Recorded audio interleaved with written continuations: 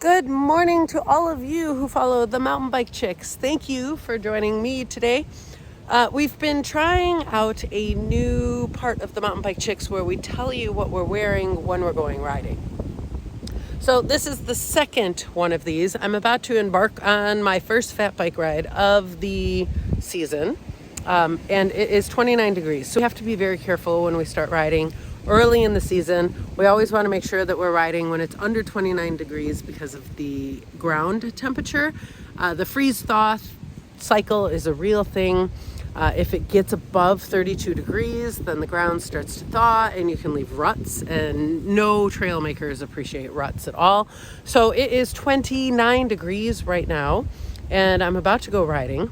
So what am I wearing? You can see that I have a neck gaiter around my face and my neck, and that helps to protect my face. I can pull this up higher if I need to for extra warmth. I have a normal helmet on right now because it's not quite cold enough for me to justify wearing my my snow helmet.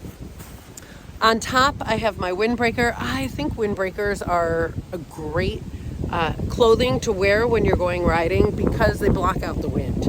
Right now you can probably hear the wind behind me, and this is blocking it out. Underneath my windbreaker, I have a middle layer. This is a flannel. I either wear a flannel or a polar fleece underneath, and then my base layer is, this is a 32 degrees. I think that's what they call it. You can get them at Costco, maybe Target or something. But it's just a base long sleeve shirt that I wear underneath. And then at the bottom, you may remember from one of our very first episodes, I talked about Donkey Andy. So they're fleece lined, and right now I'm warm enough. On my feet, I have some thicker socks, and then my 510s, because again, I don't feel like it's quite cold enough to justify pulling out the winter boots, and I still have flats on my fat bike, so I'm wearing my 510 shoes and thick socks.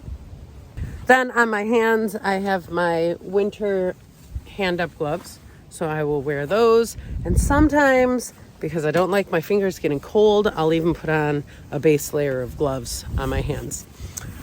Anyway, I hope that all of you get to go fat biking soon. I'm pretty excited about this. It's been a while. We have a little bit of snow here on the ground in Wisconsin, and I don't expect snow on the trails yet, but they should be good and firm and maybe even a little crispy. Hi. Okay, so I'm about halfway through my ride, and the clothing choice was pretty spot on. In fact, you can see that I even took the gaiter off of my face and my head because I was getting a little bit warm. The only parts of me that are actually really kind of chilly right now, well, the trees are talking, are my thumbs. My dropper post thumb is super cold. And I think part of that is because I use my dropper a lot, and I'm having to push really hard, so it's exposed a lot more than even my shifters.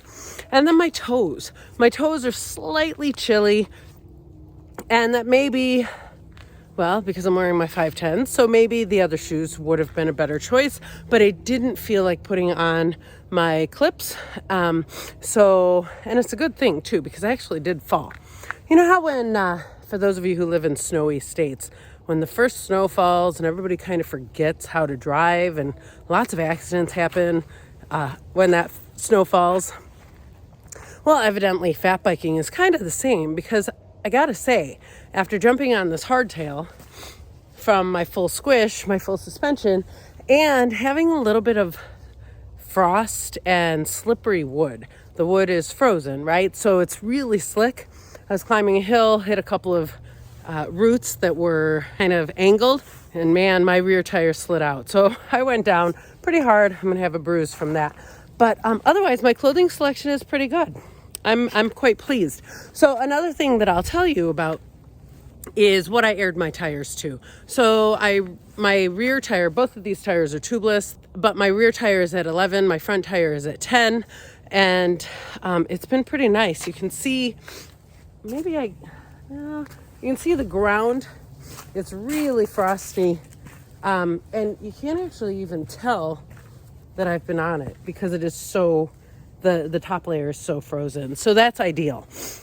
If I had gotten on the trails and started to notice that I was leaving ruts of any type, I would have gotten off, because that indicates that everything is thawing out and I don't want to cause damage or create more work for our trail builders. The unfortunate thing is I did notice that there have been some hikers on the trail and they hiked when it was thawed. So footprints, right?